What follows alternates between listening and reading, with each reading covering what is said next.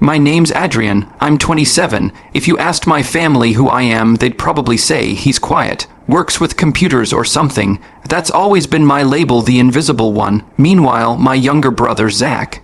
The golden child. A B+ from him meant a Facebook post.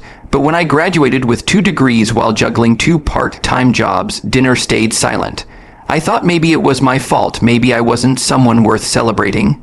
But then I noticed the pattern. No matter how much I achieved, I was always overlooked. It hurt most during Zach's graduation dinner. I only found out through my aunt. When I called my dad, he didn't even pretend to be surprised.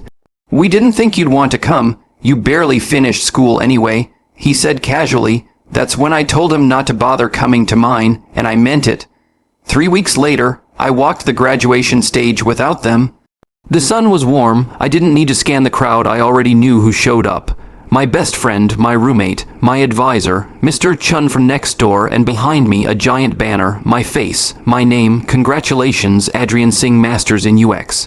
Chloe posted a selfie and captioned it, finally getting the recognition you deserve.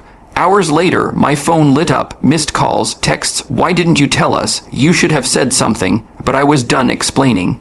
Then came the twist, a call from Aunt Priya. She said, "Adrien, they've always favored Zach. I told them so. They never listened. That alone stunned me, but then she told me about the trust, my name possibly removed. Power of attorney being handed to Zach without a word to me. That's when I got a lawyer. We audited everything. I found receipts, screenshots, every time I paid for Zach's emergencies, or covered taxes on the lake house that was never going to be mine." My lawyer filed formal notice and the silence shattered. My parents called, panicking. "What are you doing? You're making us look bad." I didn't respond, not until the university invited me to speak. My topic, the cost of being overlooked. I didn't name names. I told my story. 200 people listened. Chloe cried. Aunt Priya hugged me. And soon, the whole family saw the transcript. That's when my parents showed up at my door with a box of my old photos, awards they'd kept but never mentioned. "We didn't know how to show we were proud of you," and my mom whispered. My dad said, "We're putting the trust on hold until this is done right." It wasn't perfect, it wasn't a fairy tale, but it was real. Zach and I aren't close, we probably won't be, but he donated to the foundation I started named after my grandmother, the only one who believed in me from the start.